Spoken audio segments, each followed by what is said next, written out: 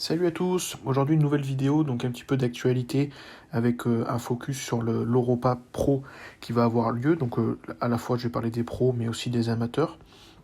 Première grosse nouvelle pour moi je trouve, c'est l'officialisation de la participation de Rafa Brandao donc au show.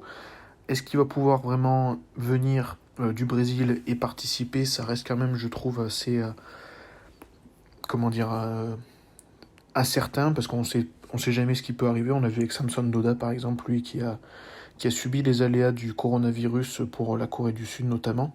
Donc voilà, j'espère qu'en tout cas que Rafa Brandao il va venir en Espagne participer au show. Je pense que ça va être vraiment compliqué d'aller le chercher s'il arrive à maintenir sa condition actuelle et au niveau même de sa ligne, de sa forme, ça va être très très compliqué. Et à la fois, ça va être très intéressant d'aller le comparer avec James Olixed, avec Regan Grimes, avec Samson Doda. Honnêtement, la line-up prend vraiment une belle forme et ça va être un show vraiment à suivre à mon avis. On sait que Mark Hector en bodybuilding open donc, va faire le show. C'était pas sûr jusque-là, mais visiblement, donc avec son coach de l'Oxygen Gym, Abdullah Alotaibi, j'espère que je le dis bien, ils ont décidé donc de faire le concours. Tous les deux, ils travaillent ensemble depuis que Mark Hector est passé pro, donc c'était il y a 2 ans à Monsieur Olympia amateur en Angleterre. Clairement, je trouve qu'il a un potentiel énorme, une ligne très athlétique et très équilibrée. Déjà en tant qu'amateur, il avait un bon niveau en tout cas. Mais là, pour les photos qu'on voit donc à 2 semaines du show, je le trouve pas forcément encore à 100%. Donc je sais pas si c'est qu'il a subi la longue quarantaine anglaise et qu'il a dû couper sa prépa à l'Oxygen Gym qu'il avait entamé, donc ça peut s'expliquer en tout cas. Après voilà, il a fait un très long off-saison avec son coach pour essayer d'ajouter de la masse, surtout je pense.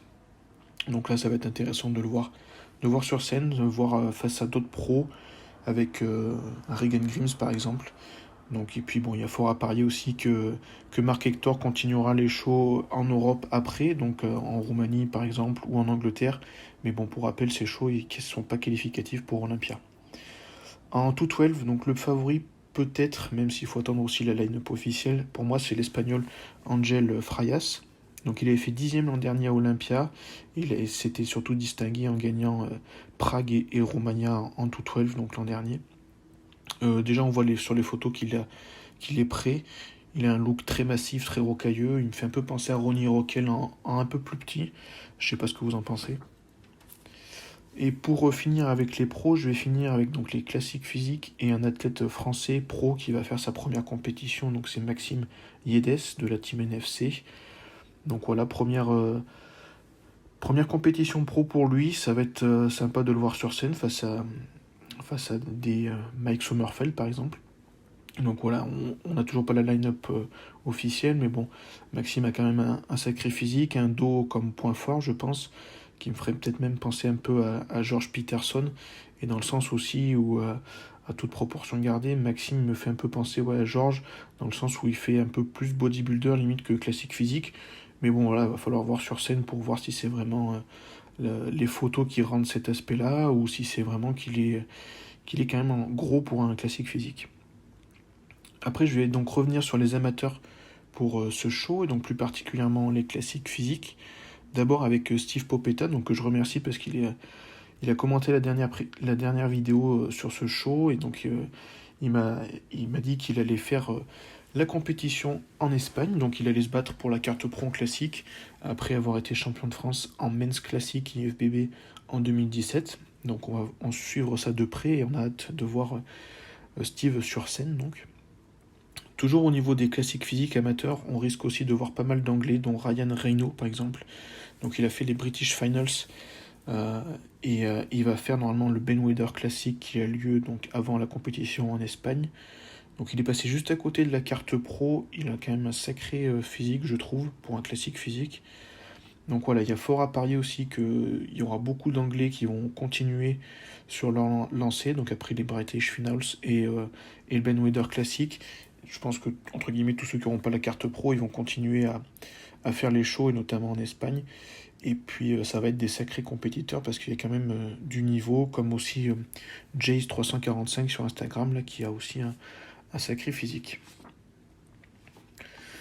Et puis le dernier, mais pas des moindres athlètes amateurs qui va se présenter donc en classique physique, c'est Tavi Castro.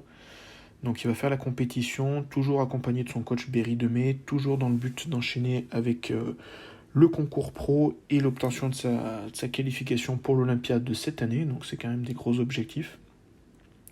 Après voilà, rien que son nom, les résultats aussi de l'an dernier pour son retour, ça fait il est clairement le favori.